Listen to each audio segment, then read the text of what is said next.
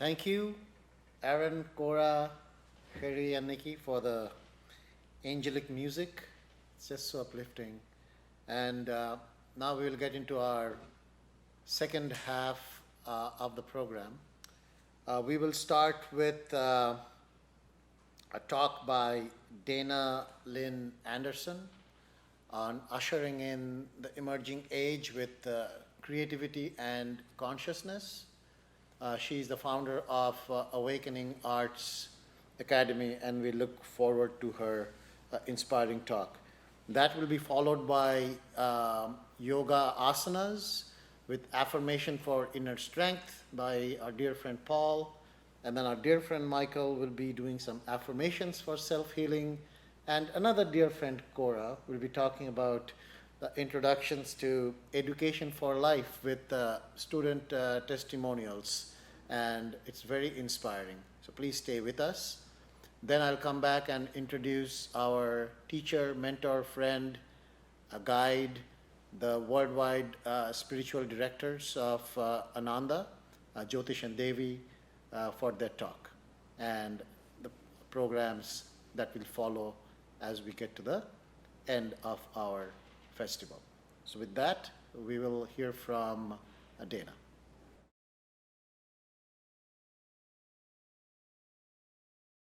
Hello, I'm Dana Lynne Andersen, and I'm so happy to be with you today to talk about art and creativity and consciousness in these really challenging and interesting times that we're in. There's a saying you've probably all heard, it's a blessing to live in interesting times. So in this regard, we are all abundantly blessed because in these past few years, we've seen the world changing more rapidly, more immensely than ever before. There's like a seismic shift underneath the surface and on the surface itself. And it's interesting because a lot of us who've been involved in consciousness for a while, decades ago, people were talking about some of these things, and they were small groups of people and different movements, different schools, and talking about maybe someday these things would be able to enter into the consciousness of the masses.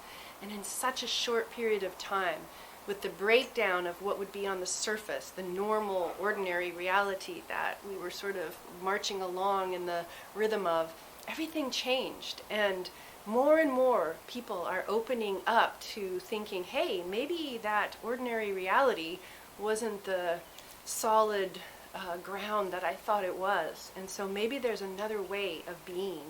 And so there's really, alongside this shattering of what we're used to, there's the opening that's happening in so many hearts and minds, making this indeed a really interesting time. Because it's a time when there are some things happening that are very challenging, painful, dark even, and it's hard to know how to navigate our way through it. But it's also a time of amazing hope and seeds of possibilities for worlds new and different and unbelievable from the current perspective. So I'd like to talk a little bit about the idea of strengthening the light, because it's an interesting thought. At first you think, how can you strengthen the light? The light is the light. It's already bright and light. But there is a very interesting concept that comes to us from science about the difference between ordinary light and coherent light. And in ordinary light, it's also a technical term here called scattered light. All of the photons are going in different directions. Every single photon has a north and a south polarity. And so just like in the spine, just like in any of the things that have to do with particles, the photon has a north and south axis, and in a scattered light, ordinary light condition, the light is moving, each of the photons is going its own separate way. They're all just in a free-for-all, and you don't have any alignment of those photons. And that allows there to be what we all know of as ordinary light, an incandescent light bulb, shining light in a small room. That same amount of power that makes that little light bulb light a small room can turn into what we know as a laser beam, coherent light. And in that same amount of power could shoot a beam of light hundreds of miles, the distance, the parameter of that light increases exponentially and dramatically. Same amount of that light there. But what's changed in coherent light, laser light, is all of the photons have aligned. So that rather than being scattered and moving in different directions, every photon, north and south orientation, is now lined up. And that brings it from scattered to coherent. And that coherency is what increases the strength and the power of the light, that alignment of those individual photons. And so we also, in our minds and our consciousness and the way that we operate in the world, tend to start out in ordinary consciousness, in the kind of consciousness that's full of scattered thoughts and ideas going this way and thoughts that way and emotions this way. And as Yogananda famously said, the thwarting cross currents that happen inside of us, canceling each other out. I want to be famous, but I don't want anybody to see me. Just these different energies and desires that are happening in a whirlwind inside of us. But when we come into a place of cohesion and coherency, then there's an alignment. And how does that happen? It doesn't happen, interestingly, little by little. It doesn't happen one at a time. We don't line up the photons in the light one by one, get these guys together and bring these over and, hey, team, let's all line up. It's not possible to linearly, one by one, line up the coherency. It's so many photons that it's impossible that you would arrive at coherent light by working in a linear way. It happens in an exponential way. It happens in a critical mass, so that within seconds, within moments, the light shifts all of the particles into place, snapping into an alignment that gives birth to the coherent light.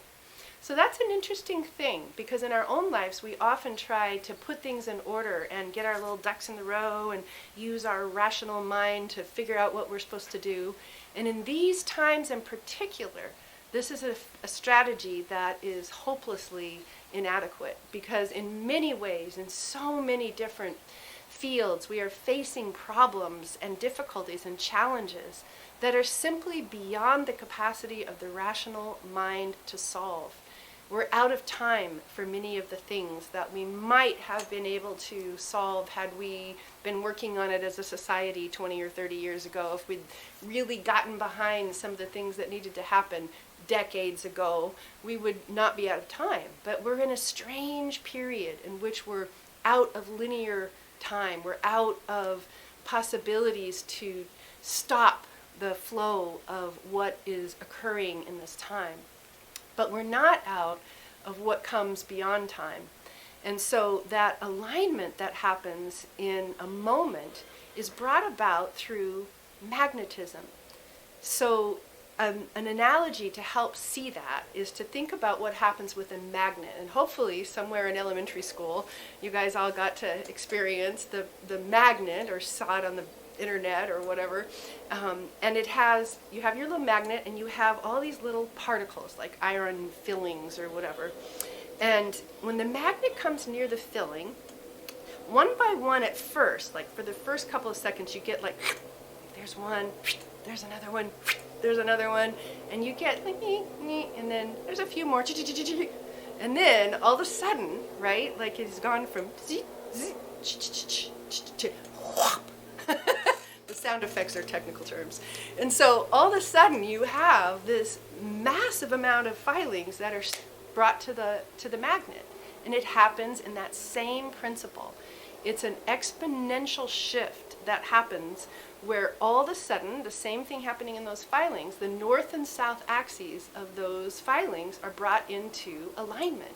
And they are then magnetized to the magnet. They're brought into coherency because of the force of magnetism. And so in our times and in our lives, there is a magnet that can bring our little filings that are in a chaotic, scattered vortex of confusion or fear or uncertainty, all the natural responses to what's happening in the world around us, can be brought into a state of high frequency, high strength, high power, high voltage alignment when we put ourselves in relationship with the magnet. And so what is that magnet? It's the guru. Paramhansa Yogananda came as a magnet for our times to bring into a higher state of consciousness so many souls, so many people in this world.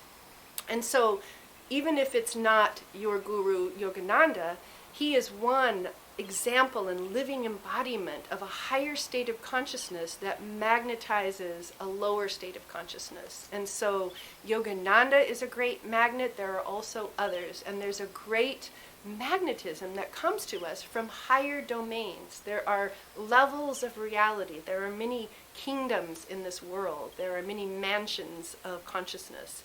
And so when we are operating in ordinary consciousness, it's chaotic, scattered, ineffective, a little bit of a bulb that can light a small room. And when we switch into these higher states of frequency and coherency, we're able to illuminate so much further, strengthen the light.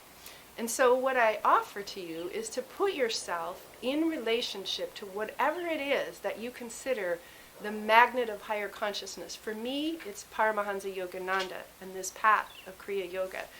For whatever your path is, there is something in you that knows the light, the higher consciousness. I will lift up mine eyes unto the hills, standing in the sun, feeling the light of the divine. And that practice of just turning into the light, turning towards it, and offering yourself to that higher magnetism is really what makes a huge, enormous difference in our lives. There's something else I'd like to talk about, and this brings it in a little bit more directly to creativity.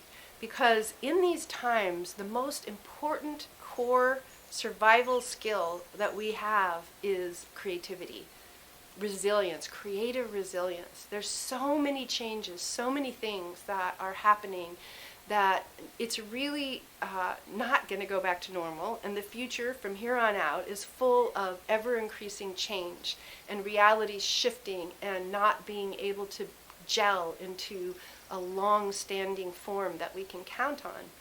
So we have to come from the center of our being. We have to come from the place inside of us that is in touch with that higher reality. And the creativity is a place of our own being that just is in the flow of energy. When we come inside, when we touch into our own inmost core, we feel that connection with the light. We open to it, we connect to it. So that magnet is also the magnet of the heart and the inner life. And the creative process, which we do in transformative arts and in the studio and the classroom where I teach art and consciousness, is a way to tap into a flow state of being. It's a way to let go of the linear mind constraints that keep us tight and to instead feel that flow of energy through us. And it's a way to also turn our attention from the outer world to the inner world, to find that channel within, that aperture that opens us. Because the kingdom of God is within, and that place, that territory inside of us that is already coming from a place of solution and answer and knowingness is there. And so the creative response is a response that is not worried about what's happening with other people or what's happening in the external world. So the creative response is one that comes from inside out.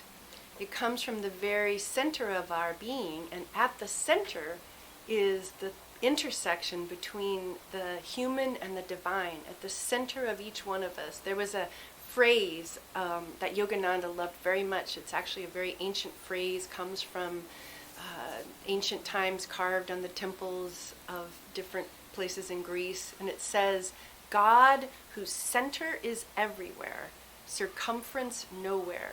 God whose center is everywhere, circumference nowhere. And that is a beautiful definition, because when we come to our own center, and each one of us comes to our own center, then we come to the place where God is inside of us, where that presence is fully there.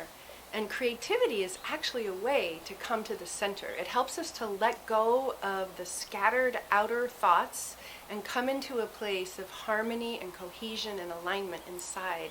It helps us to come to the magic place where the change can happen, the exponential kind of shift that we've talked about earlier. And that place is a very particular area called now. It's the current moment, the present moment. It's so present that anything that happened 3 seconds ago is old already. And that's what happens in the creative process. You are in it in the moment. You're watching the paint, you're dancing, you're singing, you're whatever it is. You're in the moment. What's happening right then is alive and vivid and present. And that is the capacity that's actually learned and cultivated through engaging in the arts. And so an art and consciousness approach to the arts is not working with art in order to create pretty products, pretty pictures, nice outer things. It's working with artistic modalities in order to enter a creative state of being. They're tools, they're vehicles. They help us to open the channel to come to that magic territory that is only in the present moment. And in the present moment, you're in cohesion and alignment. And here's why it's so interesting in terms of how it can be a very powerful tool in our times. Because when each one of us comes to our center, then we get directions from on high. If we're trying to solve the problems of the world and thinking about it, we're going to be running around in that scattered state, scattered chickens. What do? Do I fix the Amazon rainforest, or do I work on the refugee problem? Should I work with permaculture, or should I, there's all these different solutions. There's so many different problems, and we can scatter ourselves running around trying to figure out, what do we do? What am I supposed to do? I can't do it all, and we feel disempowered, and we feel overwhelmed, and how is it that we can possibly cope with so much that needs to be done in this moment, this historical blessed time we're born in? But if each one of us, instead of trying to think and figure it out in our minds, if each one of us comes to our own center, then there at our center we actually receive the direction and the guidance that's right for us. And it's that divine higher consciousness that gives us the inner sensibility of what our role is, what my little realm and kingdom is meant to unfold. And if each one of us is coming from our own center, then by magic, the magic of divine consciousness, the magic of higher level coherency, we tend to orchestrate effortlessly. Just back to that little analogy, that thought form analogy of the photons. If we're all trying to solve things in our lives in our own little way, we can't help but be running willy-nilly in different directions. But when we each tune into the center of our being and receive that divine guidance, then each one of us tends to synchronistically orchestrate with those around us, because a great light is pouring through all of us. That light is always there, but it needs channels. And we have one great power in relationship to the divine, and it's to be able to say yes or no, to open ourselves and become channels of that energy and that light, or to say no, I'm gonna do it on my own. I'm gonna close that door. And so there's actually, if you think about this analogy of coherent light, there's a brilliant possibility in our times, which is to work together, opening channels within our own hearts and minds, and move into that flow of energy, that divine current. Kind of like there's a phenomenon you may have heard about called flocking, and it happens with schools of fish, and it happens with birds when they're flying together. And you're watching, and all the birds are changing their patterns simultaneously, and they're moving in these beautiful patterns. And there's no way that this is a linear process. We're not going, hey, we're moving this way now, guys. Hey, we're going to go to the right. Everybody go there. There's not a directive outer mind process. It's an inner attunement to the whole and its movement. And that inner attunement is what comes to us when we come into the magic space of the present moment, and the place inside of our own hearts and beings, and we lift up our eyes unto the hills. In other words, we come to the center and we look up and receive from higher realms inspiration and aspiration. And so in creativity, we get a chance to do that in a hands-on way through any of the forms of the arts. And please know this has nothing to do with being talented or having any great ability. It's absolutely irrelevant. It's a way of using the modalities to get us to a place where we are in connection and in communion. And it's different things for different people. It can be painting or clay or collage, and you don't have to do anything that's pretty even. It's the act of expressing so that you tune into the creative flow. And that creative flow gets applied to whatever it is that your dharma is. And that creativity flows out whether you're a teacher, whether you're gardening, whether you're a mechanic. The creativity is being able to come to that core place at center that knows the solution, because it's not relying on the conscious mind. It's not trying to get the ducks in a row. It's not trying to line up the photons one by one. It's opening to receive information about, maybe try it this way.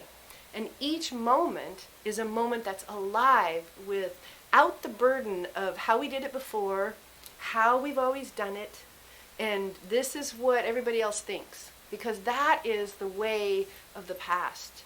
We can't, in our time, turn back to the past and rely on solutions that our forebears, our grandparents, our parents, our teachers taught us. The information rate alone is traveling at such a rate that a child in kindergarten will graduate to have a career that doesn't even exist yet, most likely. The rate of change is such that we can't possibly predict the future 5 years from now, 10 years from now. There's so many changes coming, so many new technologies and situations. And so, again, the core skill is that ability to come to center, to find the creative, resilient response inside that doesn't just meet the situation with a tense attempt to solve it from the outer resources, doesn't meet the situation just with the ego in battle against the windmills and trying to come up with a solution that is from the thin slice of what we already know. Instead, it's the ability to come into any situation and receive the information, but come to center and feel that attunement that then allows something completely new and different to come through, something that never would have occurred to your conscious mind. And that's something that happens in the studio all the time, and we get kind of like a training in it, because we get muscles and confidence and cultivation of the capacity to trust the process, to know that there are things that come to us that are clues and bits and pieces of information, little synchronistic events, or someone says something to you and you feel it in your heart a little differently. And things come and they're guiding you. They're guiding you to the right way and the right course. And so when we are each training ourselves and allowing ourselves to gain strength in our ability to be intuitively alert, centered inside of ourselves, open and receptive, and keyed into, tuned into the information that comes from higher realms, then together we're going to be able to shift things in this time more powerfully, more radically, more exponentially than ever before, because there's a great opportunity in this as well. When everything is changing, change everything.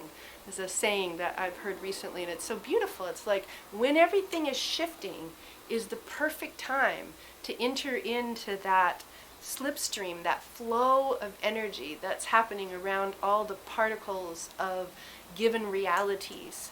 The strength of the structures of the past is now what is crumbling. All the old institutions and ways of being are showing the cracks in the sidewalk. And what is possible in these amazingly challenging times is that energy that is released from the form can be the energy that takes us to absolutely new and powerful places. It makes me think actually of this wonderful idea of Shiva. Perhaps some of you have heard of Brahma, Vishnu, and Shiva, and these are the Hindu conceptions of three powers of creation: Brahma, the creator; Vishnu, the preserver; and Shiva, the destroyer. So these are three cosmic aspects of creation. And Shiva is famous for obliterating the form and shattering things and coming and destroying things. And what I loved is this concept that Shiva sees the energy trapped in the form and out of great compassion shatters the form so that the energy can be released. Because Shiva is on the side of the energy, and the form is the encasement, the encapsulation that can keep that energy stuck. So it's kind of a fun way to think about it, that the forces of creation, the divine energies that are at play in our time, are busy releasing energy from form so that new energy can be applied to the world that is emerging. There is a bright and beautiful world that is possible. There is hope for a better world. There is a better world that is ahead of us. But what we can't do is get there by holding on to the forms. We can't get there by carrying our pieces of the outer forms with us and trying to put them back together. We can get there by allowing ourselves to enter the current of energy, that current in the spine inside of us, and the current of energy that sweeps through all of us as the waves of light that are moving through this world. And so when we open up and we start operating in a way that is open and receptive, we automatically magnetize a different experience in our lives. We magnetize different people. We magnetize certain conversations. We magnetize the things that day by day carry us forward in the stream to possibilities. Another place that this happens that I just thought of in this moment, which is interesting, is in yoga postures. Because when we're doing a yoga posture, we're also holding forms and taking asanas and postures in order to release the tension that we've carried in our bodies and open up the current of energy inside. And so every time we release tension in our body, we also, again, just like Shiva with that form, we take something that's been held in and release it back into an energy. And so that's what creativity can do in our times, is help us to touch back into our core, our center, help us get into the flow and practice just being at ease with flowing, with moving through many forms. When you're painting, there's red there, and then it drips over here, and then there's blue, and wow, that's beautiful. Whoops, the brown came, now it's brown. Oh, interesting. Things just keep moving. And we actually, in our studio, practice the detachment of letting go of all of those flickering forms that are constantly changing, and feeling the energy and feeling how it feels to just let forms come and go. Transform means to move across form. And that is the experience of our times that all of us need, the ability to jump and leap across forms, to land on a form that is emerging in this moment and do what we need to do with that form. And then when it's time for that form to dissolve and become the next iteration, the next evolution, to be able to joyfully swim in that stream, in that current, that river. Because when we're in the river, we're in a place of joy. And this is what's amazing, is in these intense times of suffering, we can actually be coming from an experience of joy. When we're hanging on to the form, when we're grabbing onto the particles, when we're trying to make that outer picture stay the same, it's a recipe for suffering. It's like how to suffer 101, grab onto forms, don't let go. But when we when we give ourselves to the current, to the flow, to the energy, and allow the forms to change, to keep transforming, then it's a recipe for joy, because we are feeling the delight of that divine stream, those waters of life that are flowing through us and refreshing us and feeding us and nourishing us and carrying us ultimately to where we want to be, to that place of oneness and connection and communion with our deepest, inmost reality and with each other. And that's possible. This world that is crumbling before our eyes is very much on its way to a more beautiful reality if we will surrender to that process and serve as vehicles and channels for that light moving through us. Hello there, my name is Paul. It's wonderful to be here for this blessed day of Masters Mahasamadhi and Yogananda Fest. I'm going to guide us in some gentle yoga postures and breathing that you can do at home now. In fact, I encourage you to come standing just to get some energy rising upwards. And we've been sitting probably for a while now, so I encourage you to lift up. And these could also be done in your office or anywhere. As you can see, we're not in yoga asana clothes, so these are ones that you can modify for that, okay? When you ever need to just bring some inner poise, inner calm, and inner strength in yourself in the day. So first of all, let's just find a nice stand upright and relax the shoulders. You can close the eyelids for a moment if you feel to, and with the eyelids closed, as in meditation, offer the gaze gently forward and slightly lifted. This lifts our awareness, our consciousness, our energy. So feel and actually move side to side. Side to side. Just feel the weight shifting left, right. Yet visualize your inner spine is still, is calm. Now find stillness within, and as if calling on your divine intuitive self, being ready to be guided, affirm mentally, silently, I stand ready to obey thy least command. I stand ready to obey thy least command. We'll now focus on the breathing. So take one hand to the belly, one hand to the heart. We're going to be doing the full yogic breath. So relax first the breathing. Just do a regular inhale through the nostrils, fill the belly.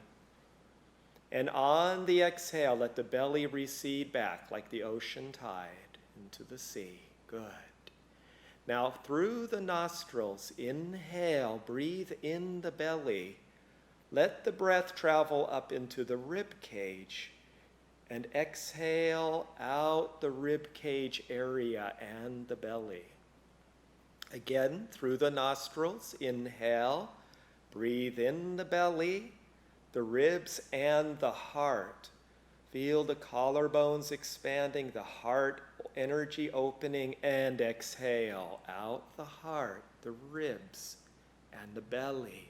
So keep going with this. Inhale, letting the breath rise up like a fountain of light. Visualize your breathing in light. And exhale out the heart, the ribs, and the belly. This is a simple breathing technique. Go ahead, do one more round. Inhale. When anytime you feel stressed at work or at home, you can allow this breathing to center, to nourish and calm your being. We're going to add on a bit with what's called Durkha Pranayama. Durkha means extension in space and time. And what we'll do And if those of our friends here are veterans, they know Durkha Pranayama, and we don't have to do it exactly in unison, but we're going to sweep the hands in front of the belly, breathing in the light as the full yogic breath. So breathe in the belly, the ribs, the heart. Now sweep the hands up. There we are. Very good. And bend the knees. Sweep the hands in front of the heart. Exhale out the heart, the ribs, the belly, and bow.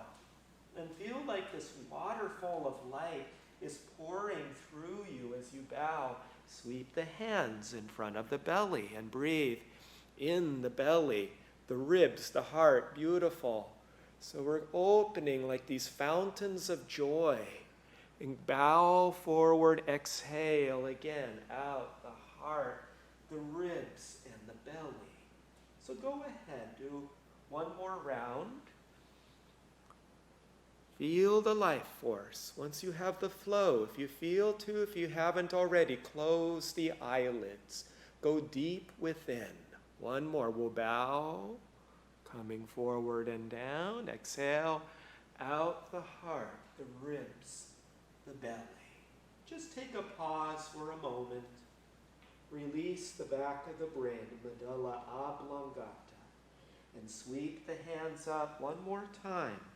Inhale, breathe in the belly, the ribs, the heart, lifting like wings, the arms up, pause with a backward bend, offering the heart light to the divine. Inhale, and then open your arms as you're opening your auric field, your magnetic field. Relax the shoulders away from the ears. Feel as if there's an invisible thread lifting each vertebrae. The spine is elevated, is rising in energy. Now, if you feel to, I'm going to guide us in a classic yoga posture, Pada Hastasana, but first I'll give the affirmation. If you feel to mentally affirm and close the eyelids, nothing on earth can hold me. Nothing on earth can hold me. To come into this posture, let's modify, since we have not had a lot of time to warm up. So take the hands to the thighs, bend the knees, and come into a half forward bend, but not all the way. Lengthen the crown and roll the shoulders back away from the ears. Very good. Inhale. Now feel the hip muscles are reaching up where the back wall meets the ceiling in your room, and start to bow forward. And let's make it a little gentler for ourselves. Hold your elbows. So modify. Hold the elbows and keep the knees bent. Okay, so give yourself a generous bend in the knees, and let the back of the neck release, and feel good. Yes, you can gently sway and feel again this waterfall of light releasing your spine, cleansing and nourishing.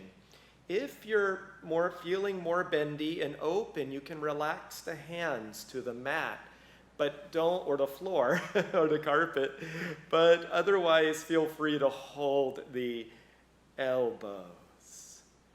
Keep the gaze, try to close the eyelids to the point between the brows and affirm mentally, nothing on earth can hold me.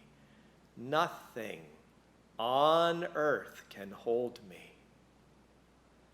Nothing can hold your soul, your higher self back. Now, to come out, take your hands to the thighs again. Let's modify and bend the knees, come into a half forward bend. If you feel to, bring the arms by the ears, but make sure you're lengthening in the back of the neck, and then perhaps reach the arms up towards the ceiling. Perhaps come, some of us, on the toes or the balls of the feet. If you want to feel a little more of that airborne light quality, very nice. Inhale, and you can lightly let the heels rest down and open the arms like wings, slow and easy. And relax once again any tension from the shoulder heads. Close the eyelids if you can, if you haven't already. And once again, lift the spirits, lift the awareness at the point between the brows, the eye of infinity. Perhaps visualize a beautiful, shimmering, silvery white light that radiates bliss, radiates joy. Nothing on earth can hold me. Nothing on earth can hold me.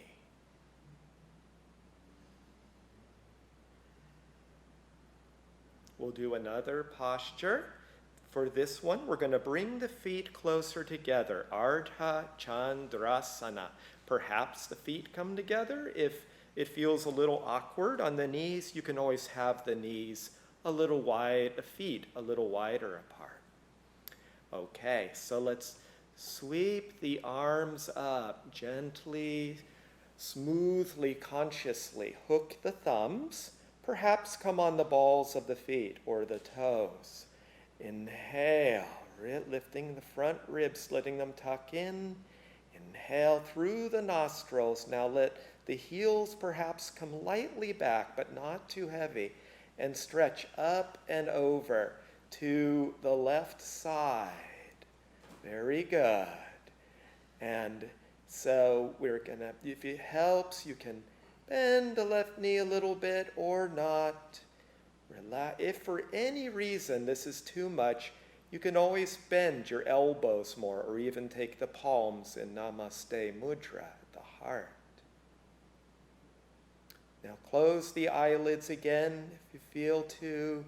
And once more, draw magnetically that earthbound energy from below through the legs, up through the fire in the belly, into the heart and spiritual eye, and affirm, strength and courage fills my body cells. Strength and courage fills my body cells. Let's come up on the toes or the balls of the feet. Inhale, getting ready to fly. Inhale, exhale, open like wings your arms. And relax, soften again your shoulder heads away from the ears. Yes. Allowing the chin, the jaw to be parallel to the floor. Feel a sense perhaps of lightness, of elevation, energy rising. Strength and courage fills my body cells.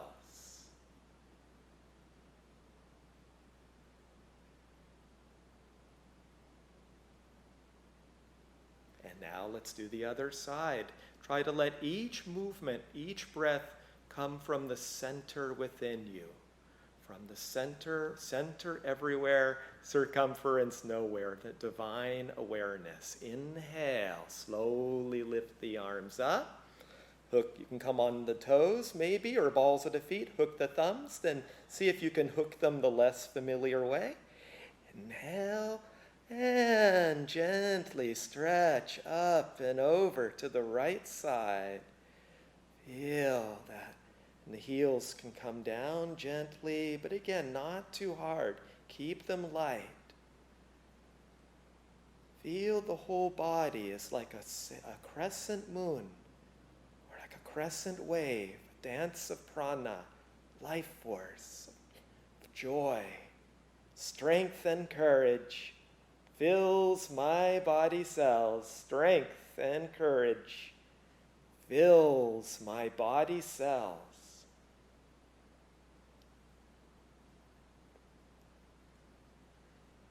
And don't forget to breathe. Through the nostrils. Inhale, let's lift up. And open slowly, very nice. Inhale, soften the shoulders like waves rolling away. Once again, Imagine there's that invisible thread lifting each vertebrae. Close the eyelids. Feel the divine force, the prana flowing through you. Strength and courage fills my body cells. Strength and courage fills my body cells.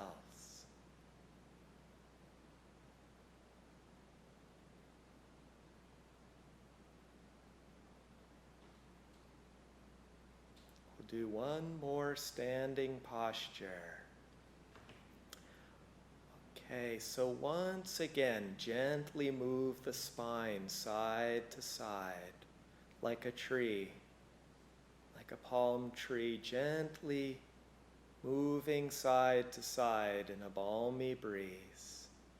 Perhaps come forward and back a little bit. Close the eyelids if you haven't already, and visualize your inner spine of light. A column of light is still, is calm, is poised. Now let the physical movements be still as well. Bringing the outer awareness deeper, though, from the inside. Awareness from the inside out. We're going to do Vrikasana the Tree. I'm going to give modifications, and we have some very bendy souls, so if some of them feel in the room to do a deeper variation of the posture, that's fine. I'm going to modify a bit. So for tree pose, we'll take the weight onto the left foot and then take the right foot. This is the gentlest way. We take the right foot to the left ankle, which is absolutely fine. Or you can take perhaps the foot to the calf, or if it's available, to the inner groin area. But make it work for you. Make it comfortable enough that you're not straining. And then go ahead and take the palms in prayer mudra at the heart. So we're drawing that awareness from the root chakra and the legs up through the anahata, the heart, and through the throat chakra to the eye of infinity.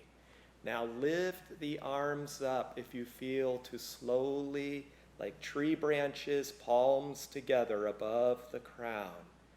And affirm mentally, I am calm.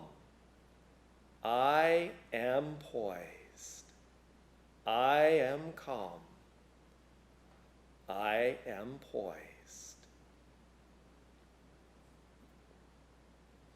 And take the arms up, inhale, open like a tree of light, beautiful. And take your right knee forward, relax the feet down in a Tadasana, standing mountain, and pause. Feel that calmness, that poise within you. And let's do the other side. So let's take the left foot to the right ankle, calf, or the inner arch, but just at home, just avoid the foot against the knee. That's the main thing. Palms in Namaste Mudra, and then draw, if it's available, inhale from the heart light, your arms up, perhaps palms together above the crown, and affirm, I am calm. I am poised. I am calm. I am poised. Take the arms up, inhale, gradually open, shine the heart light as you bring the left leg down. Fine, again, relax the shoulder heads, the areas around the anahata, the heart chakra. Close the eyelids, gazing at the eye of infinity. I am calm. I am poised. Just take a pause. and then prepare. So we'll do our next part, where we'll be sitting again. Joy to you. What a beautiful day, beautiful afternoon. So the theme of this year's Yogananda Fest is strengthening the light. And in that regard, let's do an affirmation on courage in strengthening the light. We will do the affirmation in the way that Yogananda taught, first in an out loud voice to capture the conscious mind, and then we'll do it progressively softer and softer in a whisper to instill it in our subconscious mind, and then superconscious mind by sending it out to the world in quietly and silently. This is from Affirmations for Self-Healing by Swami Kriyananda. He talks about courage. There are three kinds of human courage: blind, passive, and dynamic. Blind courage does not count the cost until it finds itself faced horror-stricken with the bill. Passive courage is the strength of will to adjust to reality, whatever it may be. And dynamic courage is the strength of will not only to accept reality, but to confront it with another reality of one's own making. There is a fourth kind of courage, not human, but divine. Divine courage comes from living in the awareness of God's presence within, and in the realization that He is the sole reality. Live more in Him, for nothing and no one can touch what you really are. So now let's affirm first in a loud voice to catch the conscious mind. I live protected by God's infinite light. I live protected by God's infinite light. So long as I remain in the heart of it, So long as I remain in the heart of it, nothing and no one can harm me. nothing and no one can harm me. Again in a loud voice, I live protected by God's infinite light. I live protected by God's infinite light. So long as I remain in the heart of it, So long as I remain in the heart of it, nothing and no one can harm me. nothing and no one can harm me. Now in a normal speaking voice, I live protected by God's infinite light. I live protected by God's infinite light. So long as I remain in the heart of it, So long as I remain in the heart of it, nothing and no one can harm me. nothing and no one can harm me. I live protected by God's infinite light. I live protected by God's infinite light. So long as I remain in the heart of it, So long as I remain in the heart of it, nothing and no one can harm me. nothing and no one can harm me. A little softer now. I live protected by God's infinite light. So long as I remain in the heart of it, So long as I remain in the heart of it, nothing and no one can harm me. nothing and no one can harm me. I live protected by God's infinite light. So long as I remain in the heart of it, So long as I remain in the heart of it, nothing and no one can harm me. nothing and no one can harm me. Now let's do it in a whisper to make sure we instill it in our subconscious mind. I live protected by God's infinite light. So long as I remain in the heart of it, nothing and no one can harm me.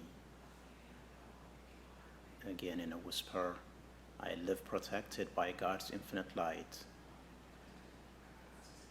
So long as I remain in the heart of it, nothing and no one can harm me. Now silently but broadcasting from the point in the eyebrows, the Christ Consciousness Center, with deep conviction, let's affirm silently, I live protected by God's infinite light. So long as I remain in the heart of it, nothing and no one can harm me. I live protected by God's infinite light. So long as I remain in the heart of it, nothing and no one can harm me. Let's pray silently together. I look to thee for my strength, Lord. Hold me closely in thy arms of love. Then, whatever happens in my life, I shall accept with joy. Om, peace. Amen.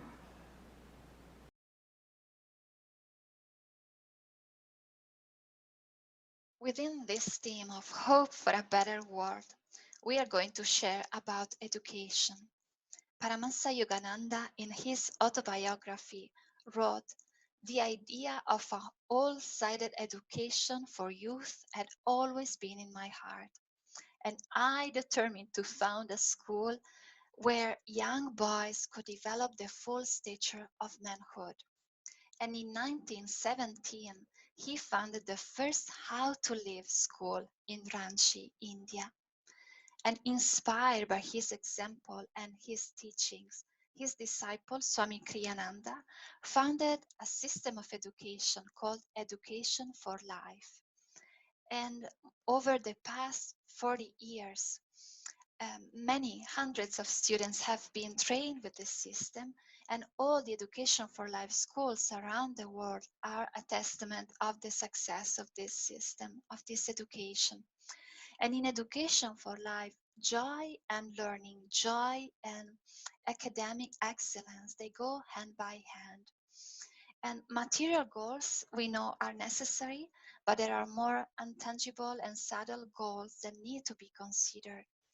And life teaches us that happiness depends on human skills, like how to get along with others and with yourself too, and how to cooperate, how to persevere to achieve your goals, how to focus, how to be a loyal friend.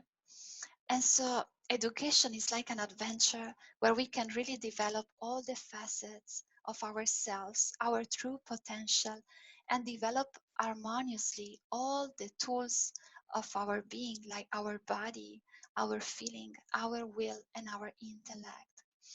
And so now we will share with you two brief testimonials from the Living Wisdom High School in Palo Alto that applies Education for Life. And so you can have a taste and have the vibration from the voices of a student and a couple of parents involved in the school. And if you feel inspired, if you would like to contribute, if you would like to be part of this Education for Life movement, to just help children and young adults in education and to achieve happiness and true success, please visit edforlife.org. Thank you.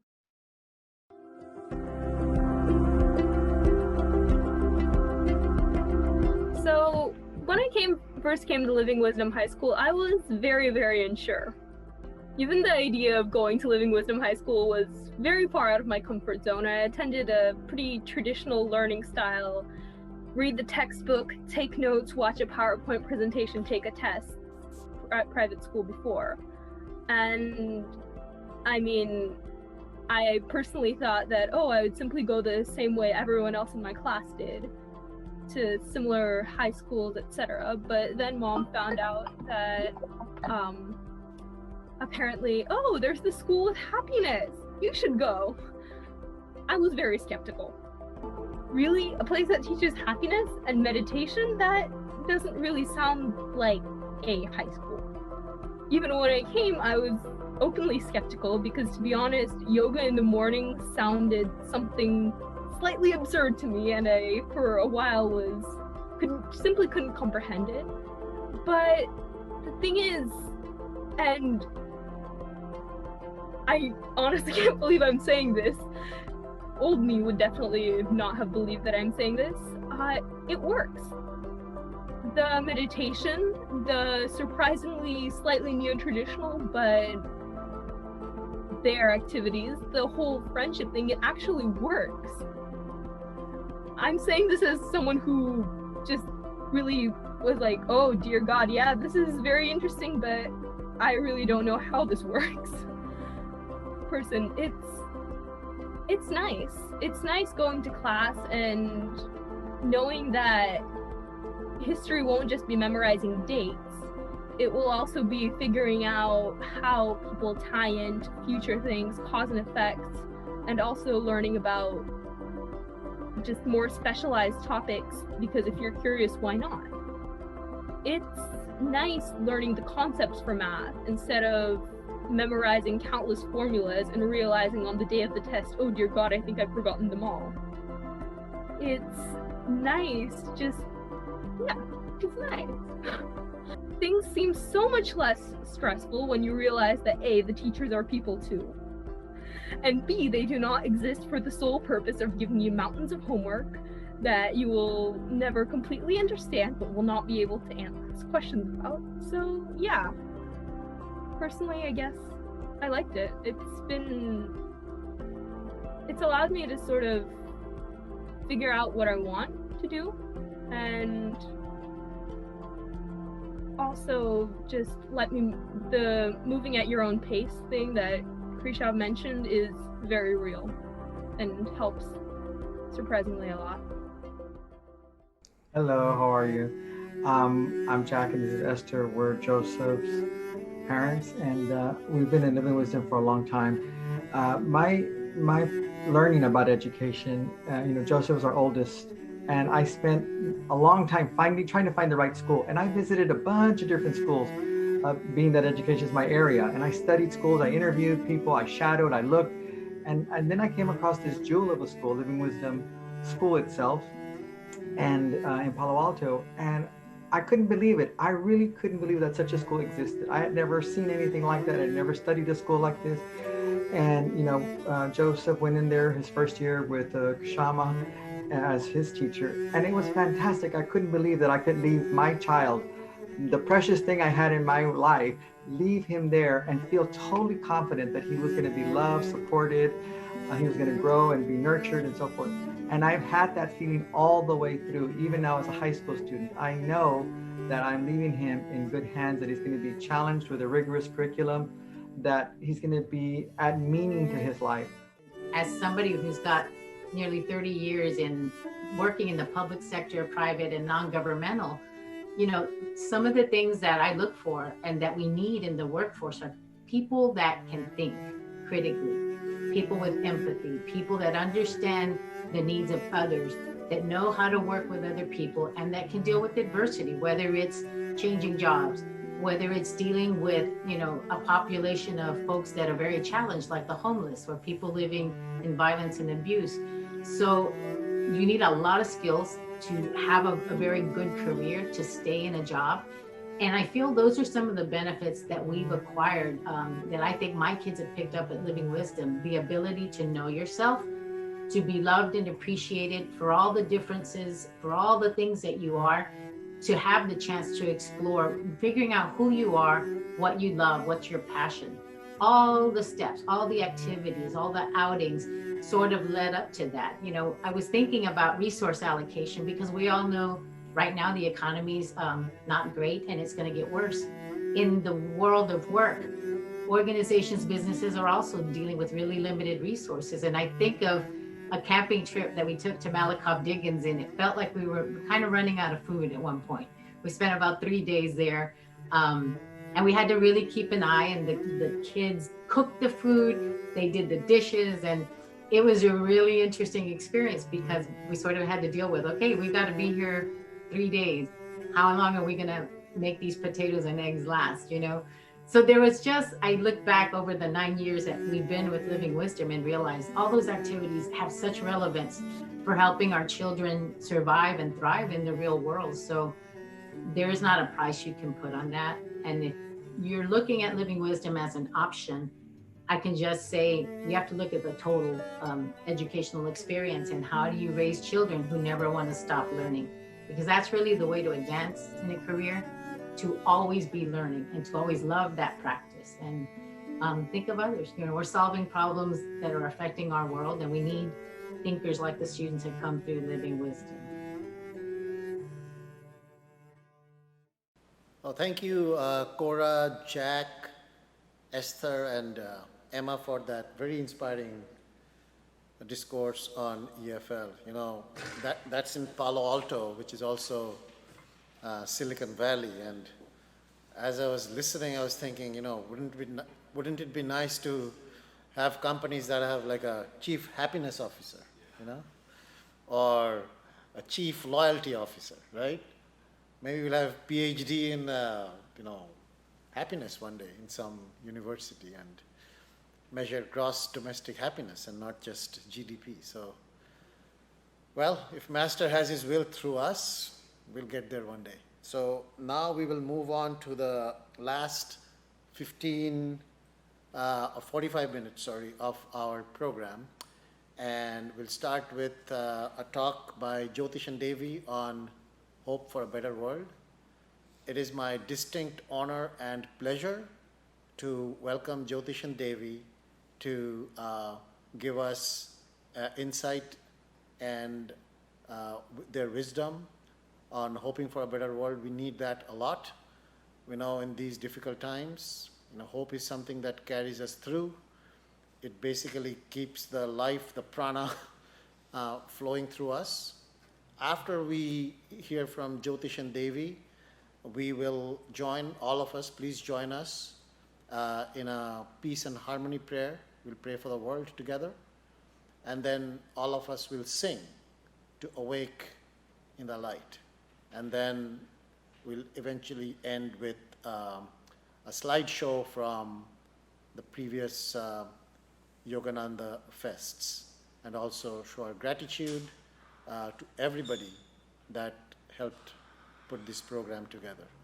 So thank you, and now we will hear from Jyotish and Devi, our worldwide directors of Ananda, spiritual directors of Ananda. Hello, friends. We're very happy to be able to share with you this morning. I'm Nayaswamis Jyotish, and this is Nayaswamis Devi. We're founding members of Ananda and have been teachers and participants in this work for over 50 years now. I would like to address the theme of bringing in the light into the world and as a hope for a better world. Mankind, and perhaps you individually, have been through one of the roughest spells in memory in this last year, with the pandemic that has come in, with the isolation, with the disruption of the economy, with all of the changes that have happened in people's lives and people's routines and so on. It's been a very, very disruptive time. And during times of disruption, especially, at all times, but especially during times of major disruption like this, we're faced with a challenge. A lot of things are challenging us. A lot of things come to us, a lot of personal adjustments, stresses that we haven't been able to see before, deal with before. And when all of that stuff is thrown at us, there are basically two ways of reacting to it. One is to contract. This is what most people do. They contract, they get defensive, they get self-protective, they get, in some cases, maybe even angry at the restrictions that the world is throwing at them, and they begin to, well, to put it bluntly, they begin to enhance and emphasize their individuality, and I want things my way, and I'm going to do things my way. All of that, what it does is it contracts our consciousness into a sense of I am important and the rest of the world is less important. And as we do that, it's just a spiritual law that the more we expand our consciousness and feel our unity with everything, the happier we are, and the more, one might say, spiritually advanced we are. After all, the term yoga means unity. It means to unify our consciousness, one could say with God, one could say with others, with the world, but the emphasis is on unification of our consciousness with the greater reality. Ultimately, the purpose of yoga, the purpose of meditation, the purpose of our spiritual path is to realize not only are we reaching toward and expanding into a greater reality, but in essence, we are that greater reality. And so by emphasizing the upward flowing path and the light that happens, light can be used figuratively, as it often is. Oh, it's such a time of darkness. We need more light in the world. And it is good to emphasize the figurative aspect of a symbol like light. But why do we use light? It's because there's a deeper reality that as we expand our consciousness, especially if we do so in meditation, we actually see light. We see light in the forehead. And that light can become, as Yogananda said, it can become stronger than the blazing of 1,000,000 suns. Now that's quite an image.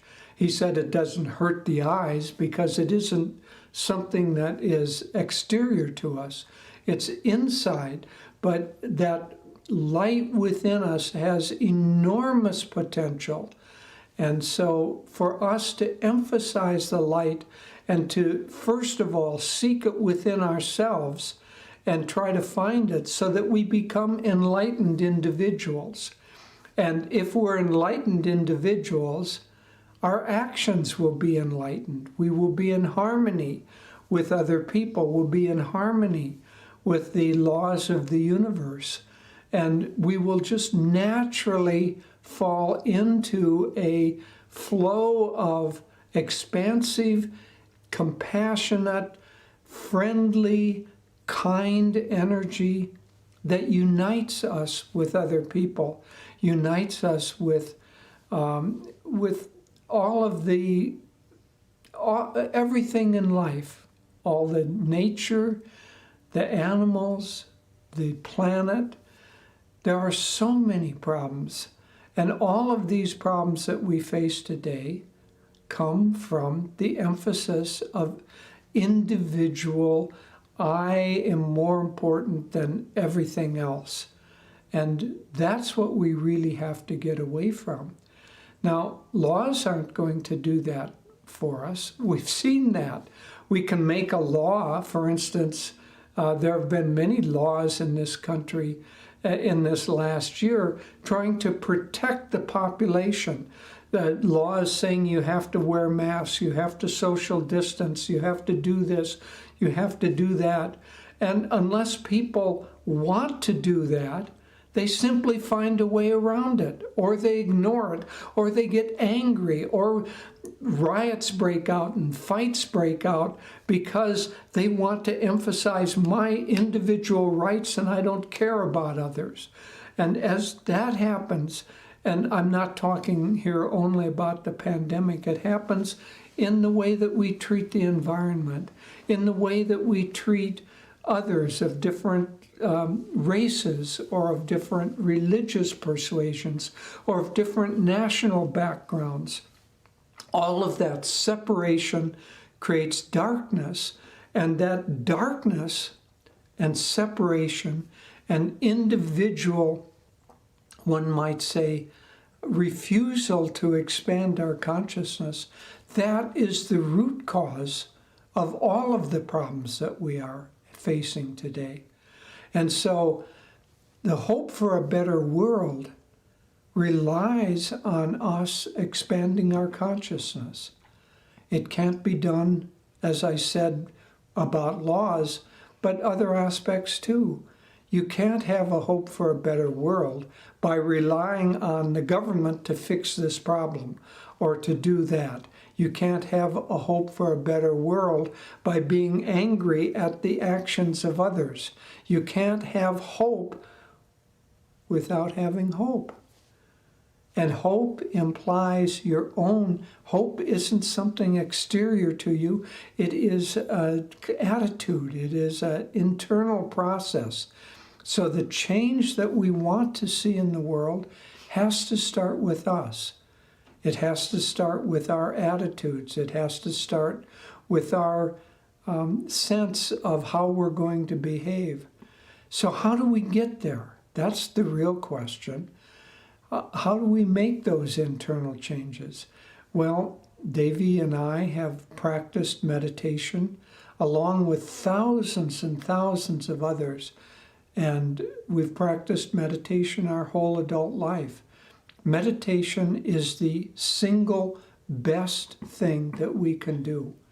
Because in deep meditation, the whole purpose of it is to feel our unity with God, our unity with God's creation, our unity with the people in God's creation, all of whom we see as we see ourselves as simply a projection of God's consciousness.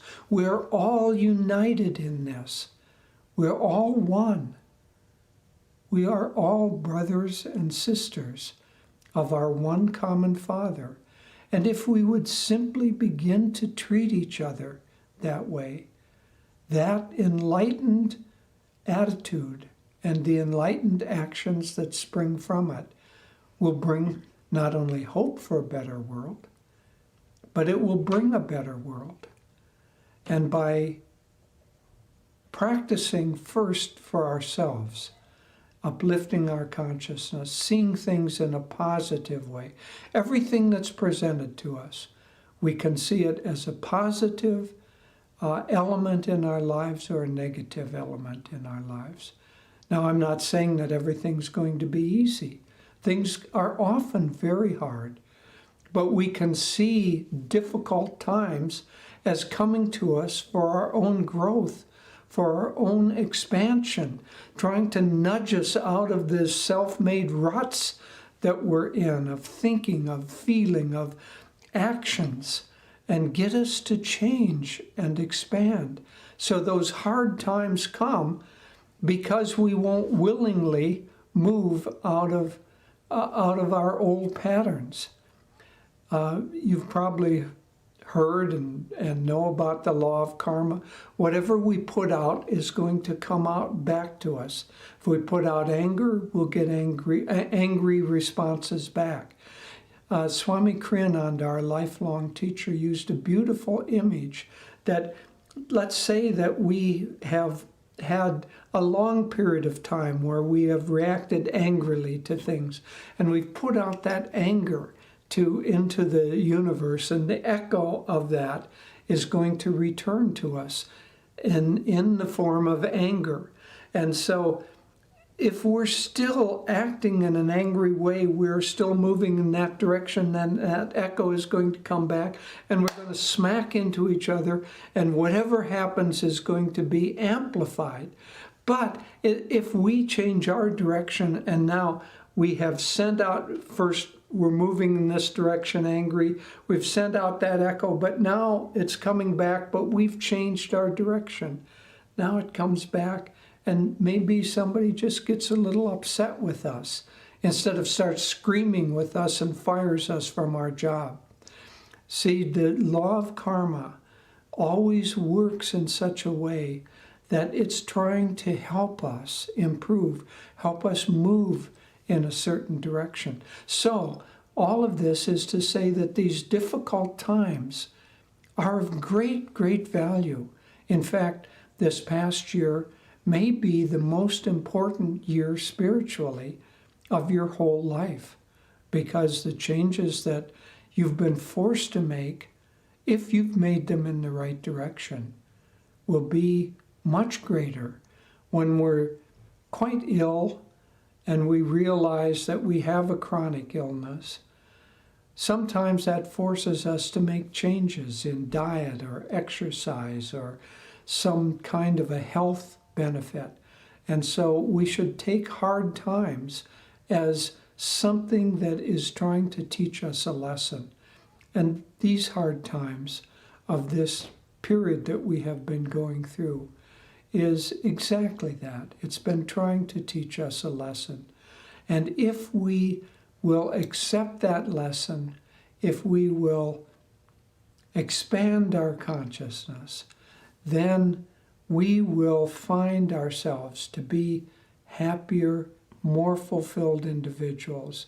And that aura of positive, fulfilled happiness will spread first to those around us, then in ever-widening circles, especially if we band together with others doing the same thing.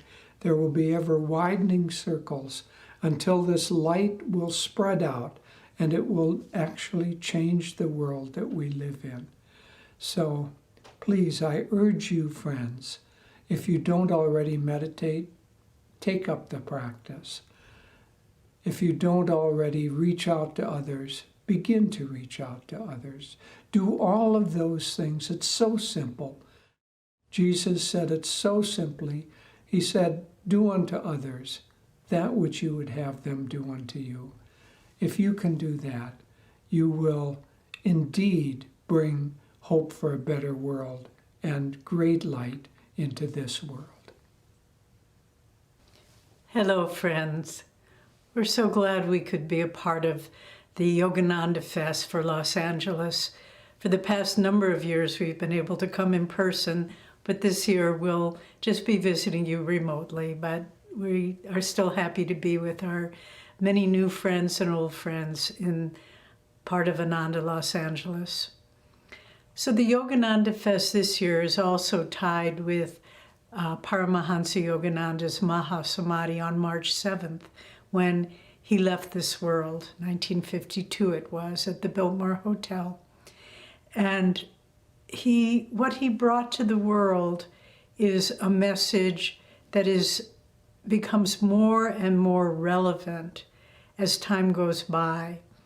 I became a disciple of Master in 1969 and read Autobiography of a Yogi. And at that time, for me personally, it was what I had been seeking all my life. His message, his teachings, the practice of meditation, his vision of world brotherhood communities, and his message of global unity. But in these years since I first came on the path, I see that his message has become more and more not only relevant, but essential to cure the ills that are beleaguering our planet, humanity, different nations, and so forth. And so when we speak of strengthening the light, hope for a better world, what does that imply? When I thought of this topic, I thought, well, how is something strengthened? You think about going to the gym and doing a pumping iron, lifting weights to strengthen your muscles and build your strength. And how does that work? It works by, on a certain level, stressing the muscles, stressing those tissues so that they have to respond with greater strength. And so we look at the world around us and we see, yes, we are being stressed. We are being challenged. The light within us, the light within everyone, every entity on this planet is being stressed and challenged. But as we've been saying, it's not punishment. It isn't to hurt us, but it's for us to strengthen our own spiritual being, the light within us. And that only can be done in challenging times. I know when I look back at my years on the path, of course one's life seems to go in cycles where there will be good times, easy times, joyful times, and then challenging, difficult times. But when one looks back, I can clearly recognize that it's been the times of greatest challenge where I called on God the most, where I needed him the most, where I called on Divine Mother and said, you must be with me now. I cannot do this alone. By my own strength, I can't do it. And so these are such times that we find ourselves in. And we can go one of two ways. We can go into cynicism and withdrawal and despair, or we can deepen our connection with higher realities, with God, with Guru, if you have that relationship. You know, as we said earlier, yoga means union. And Yogananda, he chose the monastic name. Ananda means bliss, joy, supernal joy. So bliss through union, union of the individual soul with God, but a vision of world unity that is just what's needed. And you can feel it under the surface. It's nascent, it's trying to be born. And then the big egos come in and they say, no, this is my country and we're different from your country and we don't want to cooperate with your country or trade or whatever it is. But that's underneath the surface. You can feel the new energy rising. And that energy is one of a vision of world unity, the vision that Yogananda brought. Several years ago, Jyotish and I received the honor on behalf of Ananda to receive at the United Nations an award as Global Peace Ambassadors. And when we were giving a little acceptance speech for this award, I brought with me Yogananda's little book of prayers, metaphysical meditations. And it was one of the most deeply thrilling moments of my life, probably the most, past, present, in this lifetime, that I read Yogananda's prayer for a united world at the United Nations. And his words echoed there in that center, that area where a vision of a new world reality is trying to be born, struggling but still trying. But it does come back to our individual struggle to overcome the darkness. Yoganandaji said, changing yourself is your responsibility, is your part in changing the world. Changing yourself is your part in changing the world. So it makes it simple, doesn't it? We just have to, we feel helpless, don't we? It's so easy to feel an insignificant, unnoticed, unimportant non-entity in this world of great global powers. But it's not true, my friend. One soul standing in the light can do more good for humanity than thousands of politicians arguing in self-interest. And so, how do we strengthen the light within us? Well, one way is to look at the challenges we face and with determination, never, never give up. Jyotish and I write a weekly blog called A Touch of Light, which you can subscribe to. And in a recent blog that I wrote, I shared a story from the life of Yogananda's most advanced disciple, Rajarsi Janakananda. And at the end of Rajarsi's life, he had many exalted experiences. He experienced a state of samadhi, of union with God, just a few years after being with Yogananda. And he would see great light and just had many profound mystical experiences. But then a time came towards the end of his life where it all was gone. In an instant, that inner light vanished, and it was just darkness. And he began to doubt, was any of this real? Was I just imagining it? But there was a man of strong character, as we all must be. And he said, no, even if all those experiences are taken from me, I will not give up. I will remain true to what I have chosen as my life direction. And he continued to meditate and continued to offer himself to God and to his guru. And then at a certain point, a teeny tiny little spark of light appeared within his inner vision. And he focused on that little light, and it kept expanding and drawing closer and closer. And then the light transformed into Shri Yukteswar. and then Lahiri, Mahashaya, and then Babaji, and finally Master. And then he became totally absorbed into the light, and he became one with the infinite, and he never left that state.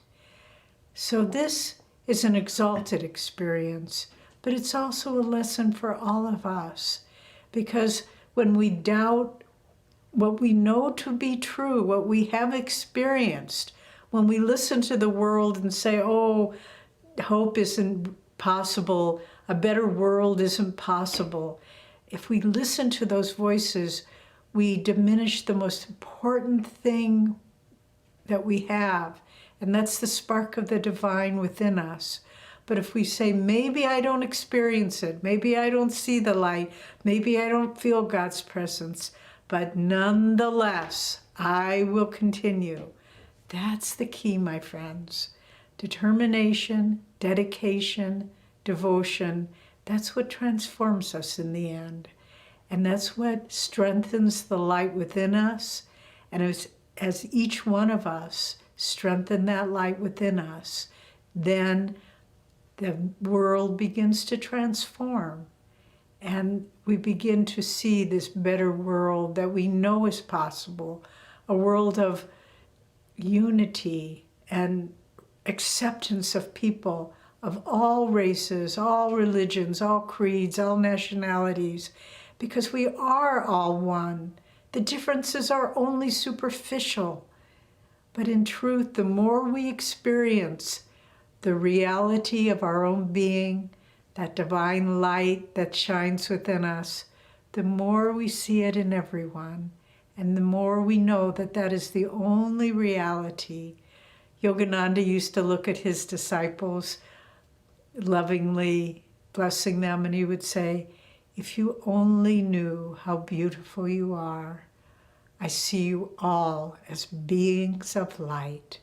That's how the great ones see us. And so, my friends, in your moments of darkness and doubt, try to cling to that truth. As Jyotish was saying, meditation is a great aid because it helps you to experience that truth, but also a direct devotional relationship with God and Guru in the moments of darkness to call on them. And your prayers will be answered. I have experienced this many times in my life because sometimes people think, oh, your lives have been easy and so forth. Believe me, anybody who's been on the path for any length of time, their life has not been easy, but they have been triumphant. They have been victorious in the fact that they just kept trying. And so, my friends, make the effort, learn to meditate if you don't know, practice meditation. If you are already doing it, continue. But more important of all, give your love to God and Guru and call on them to strengthen the light within you and in all people. Now we will do Paramhansa Yogananda's prayer for peace and harmony. We will repeat, Lord, fill this world with peace and harmony 10 times. After that, we will say, Lord, fill me with peace and harmony 3 times. So feel, you can invite and allow the peace like an ocean to spread all across the earth. Peace, goodwill, calmness. And we will begin. Lord, fill this world with peace and harmony 10 Lord, fill this world with peace and harmony 10 Lord, fill this world with peace and harmony 10 Lord, fill this world with peace and harmony 10 Lord, fill this world with peace and harmony 10 Lord, fill this world with peace and harmony, peace and harmony. Lord, fill this world with peace and harmony, peace and harmony. Lord, fill this world with peace and harmony, peace and harmony. Lord, fill this world with peace and harmony, peace and harmony. Lord, fill this world with peace and harmony, peace and harmony. And now, taking the peace within, Lord, fill me with peace and harmony, peace and harmony. Lord, fill me with peace and harmony, peace and harmony. Lord, fill me with peace and harmony, peace and harmony. As we get ready to sing together, I awake in thy light, I'd like to take a moment to thank everybody that participated in today's Yogananda Fest. All the speakers, all the people who actually helped with the back office, Liam, Mark, Freddie, all the singers, the yoga asanas, meditation, affirmations, and everybody that thought of this program and made it successful. Please pray that we are able to meet in person next time so we can keep this harmony, strengthen our spiritual practice.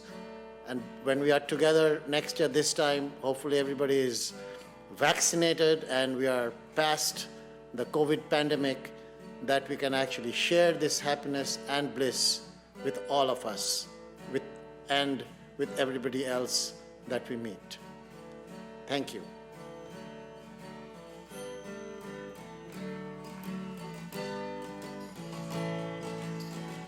So we'll chant together. So learn the words are very simple. I awake in thy light. I awake in thy light. I am joyful. I am free. I awake in thy light. And we'll replace light for love and joy, and I will be guiding you. But please sing with us.